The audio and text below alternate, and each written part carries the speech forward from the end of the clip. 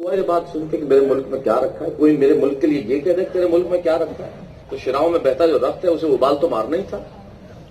लेकिन आप मेरी पीड़ा को समझ रहे, मुझे दुख इस बात का तो था ही कि उसने ये कहा कि तुम्हारे मुल्क में क्या रखा है, लेकिन दुख इस बात से ज्यादा था कहने वाला लड़का एक हिंदुस्तानी था। एक हिंदुस्तानी जो दूसरे देश में जाके बस जाए, जिसकी शिराओं में हिंदुस्तानी पिता का रक्त और धमनियों में हिंदुस्तानी मां का दूध बहता हो, वो दूसरे देश में जाके बस के अपने देश के लिए ये कहे कि तेरे देश में क्या रखा, उसकी अपनी धरती दूसरे की हो गई।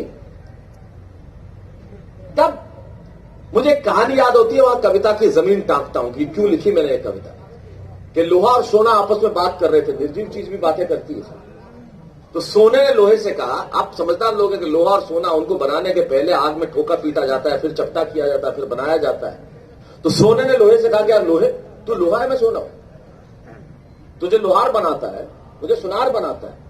लेकिन सुनार जब मुझे बनाता है तो मैं आवाज नहीं करता, चुपचाप अपना काम कर लेता हूं। लोहार तुझे बनाता है तो इतनी आवाज क्यों करता है, धम धम धम इतनी आवाज आती है। तो लोहे ने जो जवाब दिया वो मेरी कविता की आत्मा है। लोहे ने कहा सोने से कि सोने की सोना है, सुनार तुझे बनाता है लोहे की हथौड़ी से जो तेरी कुछ नहीं लगती। मैं लोहा हूं, मुझे जिससे पीटा जाता है वो लोहा है, और अपना अपने को पीटता है तो चीख तो निकलती है। मेरी कविता अपने ने अपने को पीटी गई चीख की कविता है। आखिर मेरे मुल्क में क्या रखा है उसका एक अंश सुनाता हूं। आखिर मेरे मुल्क में क्या है जो दुनिया में किसी के पास नहीं। आगे हमारे मुल्क में तो कमाल की चीज है, जैसे हमारे अभी पता चला कि आटा भी लीटर में मिलता है।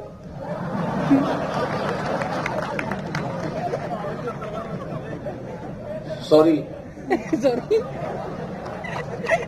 क्या करेगा चांद और क्या करेगी चांदनी।